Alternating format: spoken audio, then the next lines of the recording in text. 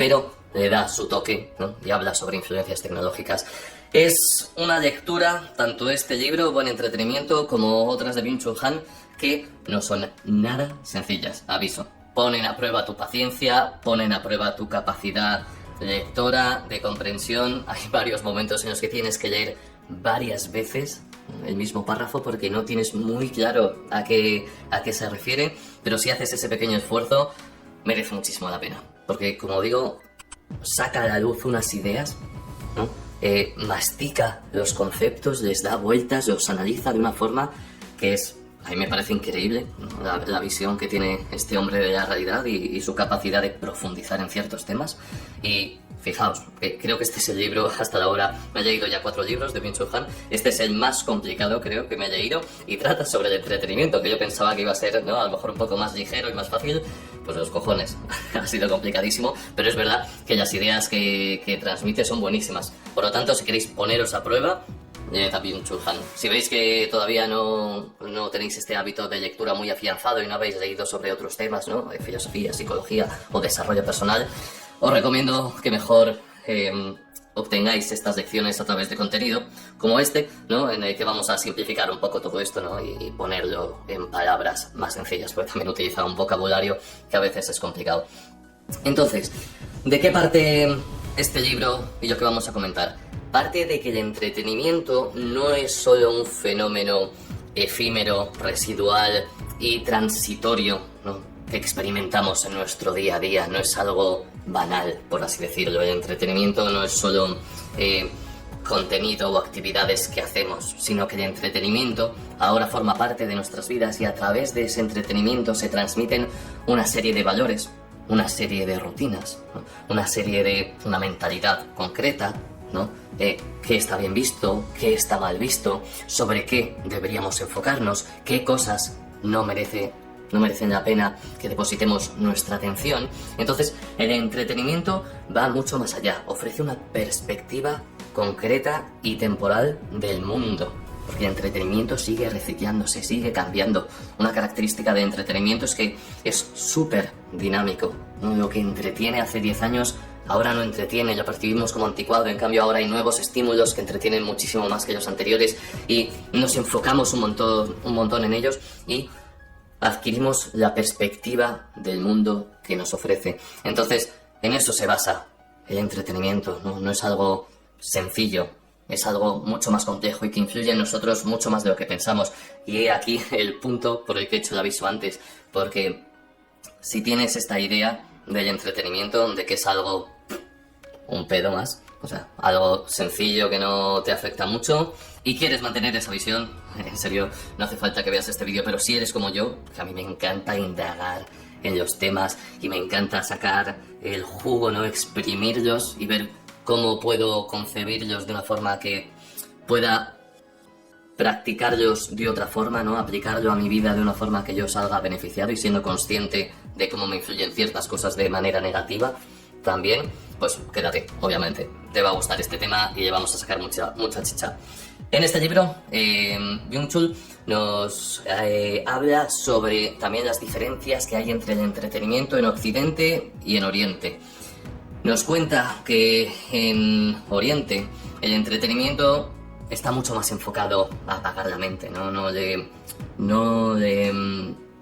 aplican, no recae sobre el entretenimiento esta perspectiva que hemos comentado de transmisión de valores, de perspectiva del mundo y demás, sino que es más un pasatiempo, ¿no? Viñoles y este tipo de cosas, ¿no? Teatros sencillos, bailes sencillos y demás, están más enfocados a apagar la mente. Esto viene de que los orientales, ¿no?, la filosofía o la cultura asiática en general, está mucho más enfocada en el presente, en la adoración de la naturaleza, en la unión entre el bien y el mal. No hay esta dicotomía tan grande y esta dualidad tan grande entre estas dos cosas, ¿no? El famoso yin-yang del taoísmo, ¿no?, que conjuga mucho esta unión. Entonces, por así decirlo, perspectivamente son menos radicales. En cambio, en Occidente somos muy distintos. Tenemos una dualidad muy marcada, muy fomentada también por el cristianismo, ¿no? El bien y el mal, ¿no?, este maniqueísmo. Entonces, somos mucho más radicales y de hecho hay un montón de autores y pensadores que han hablado sobre el entretenimiento, ¿no? Y por ejemplo, con la música ocurría al principio cuando la música era cosa eclesiástica, ¿no? Obviamente en su día pues había los trovadores y demás, pero la música estaba como reservada a la iglesia, ¿no? Para acompañar los rezos y las oraciones. Y fijaos que eran muy nazis en ese sentido, porque si la música que tocaban con el órgano producía un efecto demasiado sensible sobre la persona, ¿no? Despertaba emociones, rápidamente la censuraban. Consideraban que eso no estaba bien, que la música simplemente debía acompañar las palabras sagradas, que no debía suscitar emociones positivas, ¿no? Porque eso es trabajo del diablo. Entonces, el entretenimiento se ha tenido que ir haciendo hueco entre esta dualidad, ¿no? Para adquirir una imagen un poco más favorable por parte de la sociedad. Y es que, siguiendo esta dicotomía, esta dualidad entre bien y mal, ¿no? En Occidente también tenemos otra dicotomía más, que es la del trabajo y la del entretenimiento. Y aquí ya nos metemos de verdad en materia. Por algún motivo, ¿no? Herencia cultural, herencia mental, la forma en la que hemos percibido todo, ¿no? Al final, pues ya sabemos que el resultado que somos ahora es el conjunto de ideologías y de formas de ver el mundo que se han ido abriendo paso a lo largo de la historia. Siempre hemos tenido una dicotomía muy grande, entre el trabajo y el entretenimiento. Antes, todo lo que era trabajo no era entretenimiento, y todo lo que era entretenimiento no era trabajo, ¿no? O estamos trabajando y nos enfocamos en trabajar, o estamos entreteniéndonos y nos podemos relajar, apagar nuestra mente y salirnos de todo aquello que es el trabajo como tal. Entonces, por eso decía que tenían un cajón como más establecido el entretenimiento. ¿Qué ocurre? Que las cosas han cambiado, ¿vale? El entretenimiento se está abriendo hueco también en el trabajo. Y ahora buscamos entretenernos con todo aquello que concebimos como obligaciones, sobre todo en las obligaciones voluntarias. ¿A qué me refiero? Pues, por ejemplo, cuando entrenamos nos gusta ponernos música, ¿no? Nos motiva más, nos entretiene más, hace la experiencia más divertida. Cuando en una oficina, por ejemplo, las personas, antes había mucha seriedad en el ambiente empresarial. Hoy en día las cosas se han relajado y los trabajadores en prácticamente todas las empresas hablan sobre sus vidas, ¿no? Utilizan el humor, hacen chistes, comparten cosas de sus vidas, hacen reflexiones juntos, se van afuera, charlan, ¿no? Se entretienen un poco más en el trabajo. Con las clases pasa exactamente lo mismo. Antes, yo recuerdo a mi abuelo, que mi abuelo era profesor de universidad y era un hombre serio. Y cuando he hablado con alguno de sus alumnos me decía que era, claro, obviamente era mi abuelo, no podían decir cosas demasiado fuertes, pero bueno, que por así decirlo, que sus clases eran de todo menos divertidas, ¿no? Era un hombre muy serio, muy directo, muy enfocado en dar su materia y se acabó, ¿no? O sea, no había que hacer las cosas divertidas, había que hacerlas eficaces, mientras que ahora la forma de enseñanza entiende que si es entretenida, que si es divertida, que si es amena para los alumnos, estos la van a interiorizar mucho mejor, ¿no? La experiencia va a ser mucho mejor. ¿Quién no ha tenido el típico profesor que era como mi abuelo, que era muy radical, y el típico, bueno, radical en el sentido de serio, y el profesor opuesto, por así decirlo, la profesora opuesta, que es divertidísima, que hace chistes, que ¿no? Juega con los alumnos, les hace partícipes, les motiva,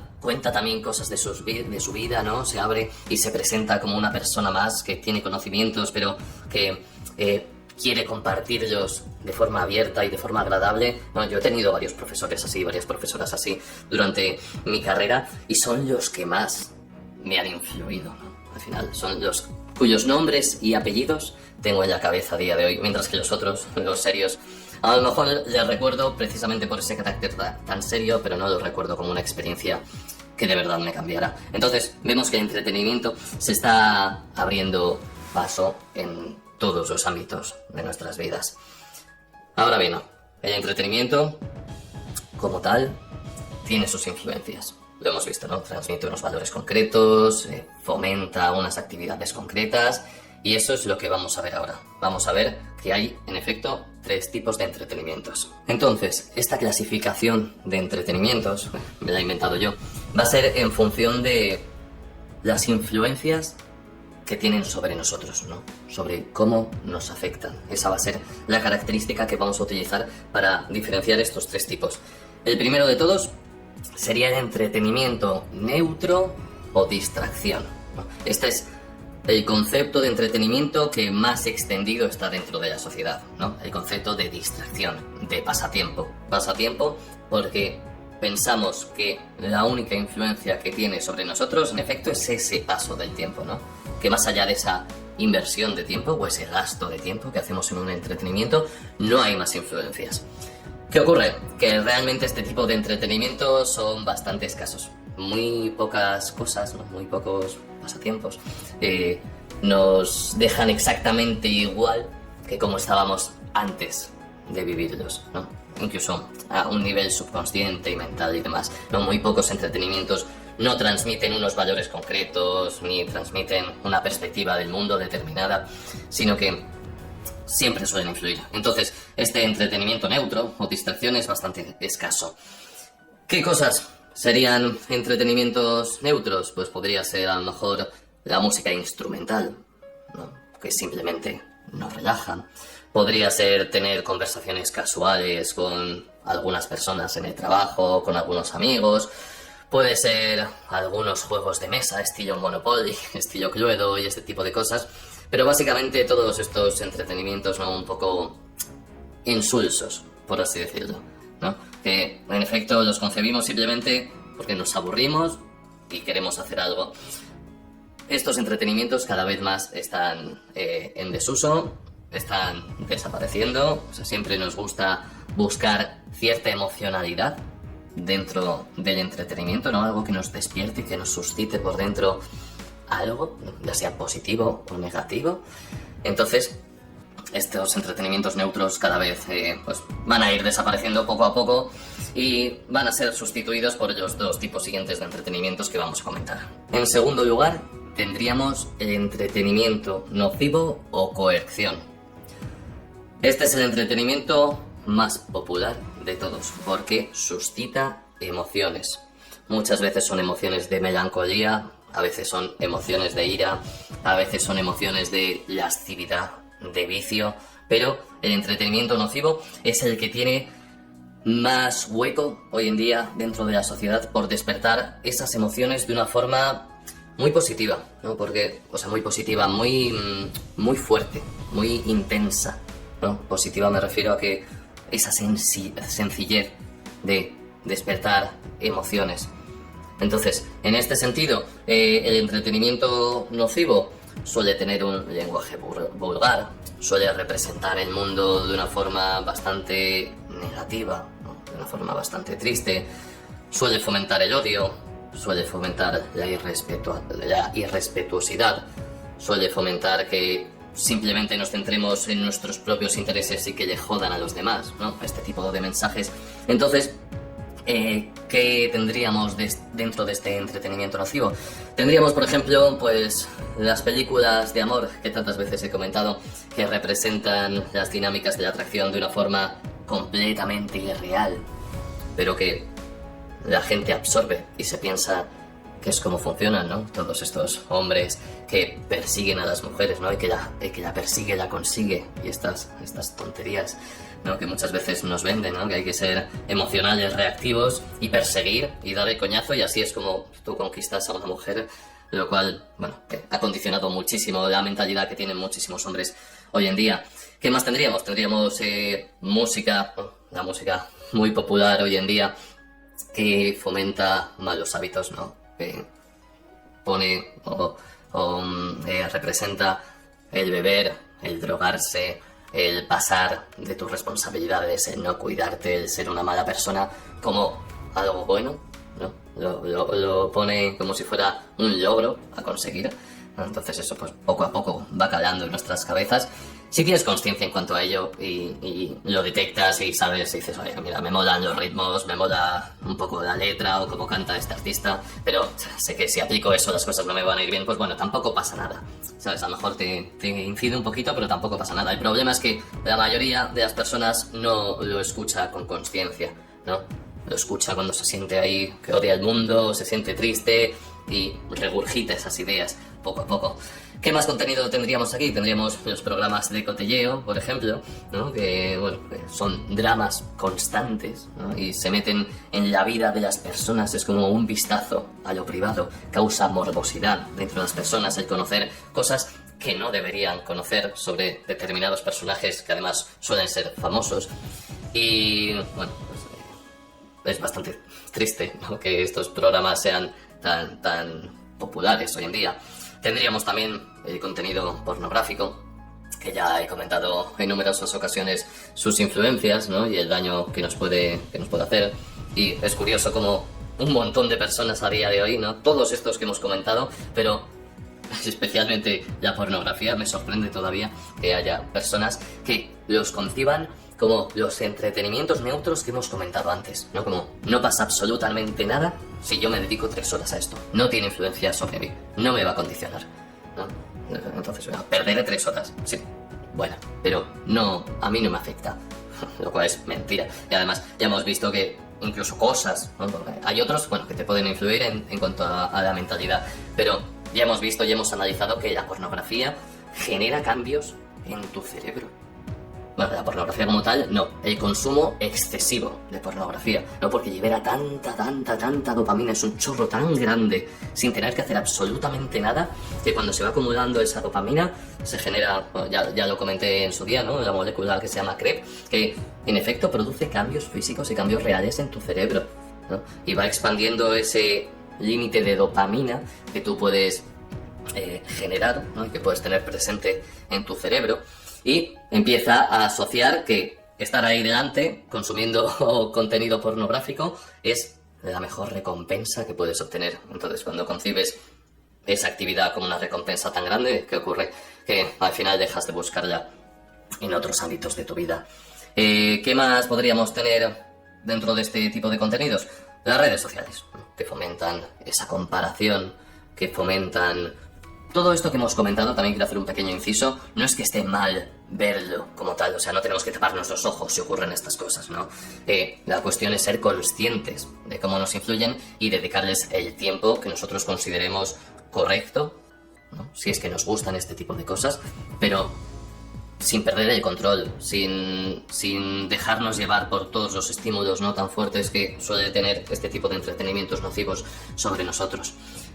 Como decía, las redes sociales que fomentan esta comparación, ¿no? Tan tóxica, que nos presentan una imagen concreta de la vida de los demás, ¿no? Y que esa imagen parece idílica y feliz.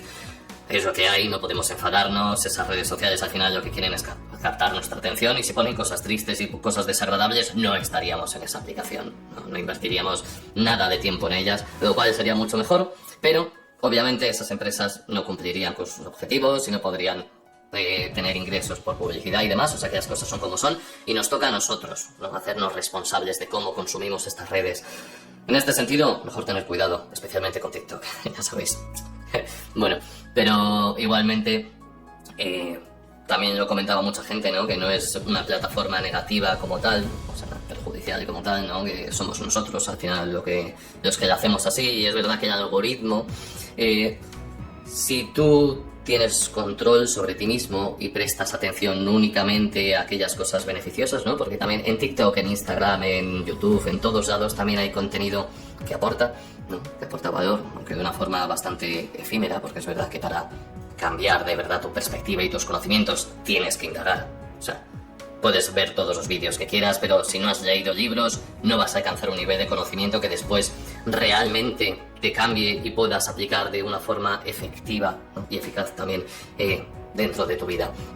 Pero hay cosas con valor. La cuestión es que es muy fácil dejarse llevar y que cuando aparezcan esos entretenimientos nocivos, ¿no? Que suelen ser, pues, ya os digo, cosas de cotilleo, cosas tóxicas, personas que enseñan demasiado su cuerpo, ¿no? Y que con ello atraen atención, este tipo de cosas, es muy fácil dejarse llevar por esos estímulos y que al final el algoritmo juegue en tu contra. Pero bueno, estos serían en grandes rasgos todos estos entretenimientos nocivos o coerciones que están presentes en el día a día, en nuestro día a día. Y por último, tendríamos el entretenimiento virtuoso o afición. Este sería todo ese entretenimiento que produce un cambio positivo en tu mente, ¿no? Que te da enfoques que te potencian, ¿no? Que te cambian, que mejoran tu vocabulario, que te dan motivación, que te hacen querer moverte y perseguir un objetivo concreto, que te hacen ese clic, ¿no? En la mente y dices, ahora lo entiendo, voy a empezar a actuar en este sentido, voy a empezar a mejorar aquí, o joder, qué tonto he sido, ¿no? ¿Cómo he podido hacer eso durante toda mi vida? A partir de ahora las cosas van a cambiar, ¿no? Y es todo este entretenimiento que gracias a Dios que existe, ¿no? Porque imaginaos que todo fuera el entretenimiento nocivo, pero que, para bien o para mal, no tiene tanta cabida dentro del panorama, ¿no? Las personas, pues, obviamente aquí hay niveles, ¿no? De entretenimientos positivos o virtuosos, pero las personas normalmente prefieren apagar la mente y dejarse llevar por lo que sea sin tener que pensar en absolutamente nada, en vez de enfocarse un poquito más en cuidar estos entretenimientos virtuosos y darles un poco de más cabida, ¿no? Una cabida mayor dentro de sus vidas. ¿Qué habría dentro de estos entretenimientos virtuosos? Pues tendríamos todo el contenido de desarrollo personal, ¿no? A mí me gusta pensar que estaría todos los vídeos que hago, los podcasts y demás, dentro de estos entretenimientos, ¿no? Que al final estos entretenimientos, muchos de ellos solo emanan emociones positivas, también, ¿no? Todo aquello de motivación y demás, pero tienen un punto de incomodidad, por norma general. Hay un punto ahí que te hace pensar, ¿no? Que te hace decir, esto no lo sabía yo antes, ahora que lo sé, tal vez debería actuar de otra forma, ¿no? Esta incomodidad, este pequeño sufrimiento que despierta este tipo de entretenimiento virtuoso, que a la mayoría de las personas no están dispuestas a aceptarlo, pero a los que sí lo hacen, van a hacer que el entretenimiento dentro de sus vidas tenga un papel positivo, un papel reforzador. Entonces, ¿qué tipos de entretenimientos tendríamos aquí? Bueno, como he dicho, los vídeos de desarrollo personal, la lectura, ¿no? Casi toda ella sería este tipo de entretenimiento virtuoso. Tendríamos también aprender distintas habilidades, tocar un instrumento, ¿no? Interesarte por idiomas, todas las aficiones, ¿no? Así que requieran que estrujemos un poco nuestro cerebro, juegos de memoria, sudokus, este tipo de cosas, ¿no? Estos son entretenimientos virtuosos que nos van cambiando poquito a poquito a mejor. Y luego, dentro de YouTube, dentro de la televisión y demás, también hay entretenimientos virtuosos.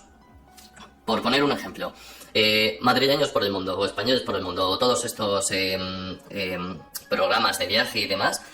Es verdad que a lo mejor, bueno, tienen un enfoque muy concreto, a veces es solo, ¿no? Salir de fiesta y demás, pero en muchas ocasiones transmiten y abren culturas extranjeras a nuestra comprensión como españoles, ¿no? Porque al final son españoles mostrándote un país concreto, cómo llevan viviendo ahí mucho tiempo, y te van contando las diferencias, ¿no? Que les ha chocado, que les ha gustado, que les ha interesado, que es distinto de lo que se esperaban, y te genera interés, ¿no? Yo recuerdo que cuando yo me fui a Myanmar en su día, ya lo he comentado varias veces, y fue a raíz, o sea, yo descubrí Myanmar a raíz de un programa de Madrileños por el Mundo, de un personaje súper simpático además, que se había ido a vivir a Myanmar, que se había enamorado de ese país, y te iba enseñando algunos lugares. Y yo recuerdo que enseñó un lugar que se llama la cueva de Sadan Cave, si no me equivoco, que es un lugar espectacular. Y lo vi, y cuando vi ese lugar, aparte del budismo que estaba con él y demás, dije, yo tengo que estar ahí. Y 3 meses después, yo estaba ahí. Y recuerdo mirar alrededor y decir, joder, he llegado aquí. Y eso que es un sitio, además, bastante recóndito y secreto al turismo. Y sentí una satisfacción enorme, y cada vez que veo este tipo de programas, que ya no los veo tanto, no tengo mucho tiempo, pero antes me acuerdo que me los tragaba uno tras otro, y siempre me ha despertado ese ansia, ¿no? Por salir de mi país y por viajar. Entonces este sería entretenimiento virtuoso. En YouTube también tenemos muchísimo, ¿vale? Aparte de este tipo de vídeos, tenemos un montón de vídeos que hablan sobre temas concretos de psicología, de habilidades, de fenómenos incluso deportivos y cosas así, históricos, ¿no? Que te presentan la historia de una forma muy entretenida y muy amena. y también de viajes. Ahora, por ejemplo, a mí hay un canal que me gusta mucho, que llevo ya unos cuantos vídeos vistos, me lo recomendó un amigo, que se llama Ride Me 5. El chico se llama Nico. De hecho, creo que se llama Nico-Ride Me 5. Y es Nico, un español, que se está recorriendo África entero en moto, ¿no? Entonces te lo graba con una GoPro, tiene un micro, mientras va en la moto va comentando sus experiencias, ¿no? El tío, además tiene un par de huevos, duerme a la intemperie, se mete en todos lados, o sea, da igual, claro, tiene que ir comprando gasolina, tiene que ir arreglando la moto cuando se le rompe, ¿no? Va conociendo todo el mundo y conociendo las culturas, y me parece interesantísimo, ¿no? Y te da ese toque además de incomodidad, ¿no? Joder, yo estoy aquí en casa viéndolo cómodamente, mientras que este tío pasa las noches en la sabana, durmiendo donde puede, cuando puede, y defendiéndose de todo. Claro, tiene que ir adquiriendo visados para ir pasando de un país a otro, algunos están en guerra y demás, ¿no? Entonces, pues es ese entretenimiento virtuoso, ¿no? Que despierta algo dentro de ti. Así que, en definitiva, estos serían los 3 tipos de entretenimientos. ¿Y cuál es el objetivo de haberlos analizado de esta forma? El objetivo es que tú reflexiones sobre el tiempo que dedicas a cada uno de ellos en tu día a día y determines o planees, por lo menos, ¿no? Organices un poco ese tiempo que les vas a dedicar. Ahora que eres consciente